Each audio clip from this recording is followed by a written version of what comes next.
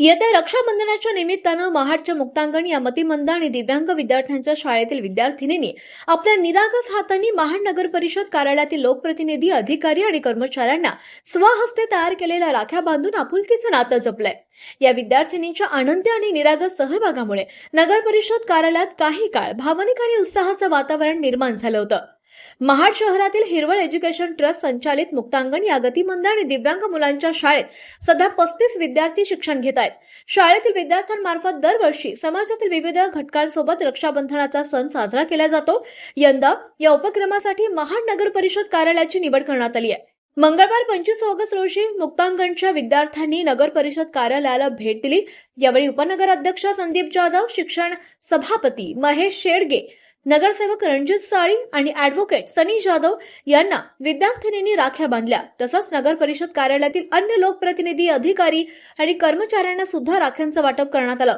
विद्यार्थिनींनी बांधलेल्या या राख्यांमध्ये केवळ रंग आणि सजावट नव्हती, तर त्यांच्या हातातील कला, मेहनत आणि आपुलकी सुद्धा दडलेली होती। मुक्तांगणचे विद्यार्थी दरवर्षी स्वतःच्या हाताने राख्या तयार करतात। या राख्यांना महाडमधील व्यापारी आणि नागरिकांकडून चांगली मागणी असते। नागरिकांकडून मिळणारा हा प्रतिसाद विद्यार्थ्यांच्या कलेला प्रोत्साहन देणारा ठरतोय।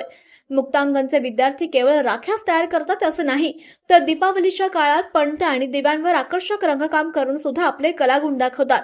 योग्य संधी आणि प्रोत्साहन मिळाल्यास दिव्यांग मुले सुद्धा आपल्या कर्तृत्वाने समाजात वेगळी ओळख निर्माण करू शकतात, हे त्यांच्या विविध कलाकृतीतून दिसून येतं।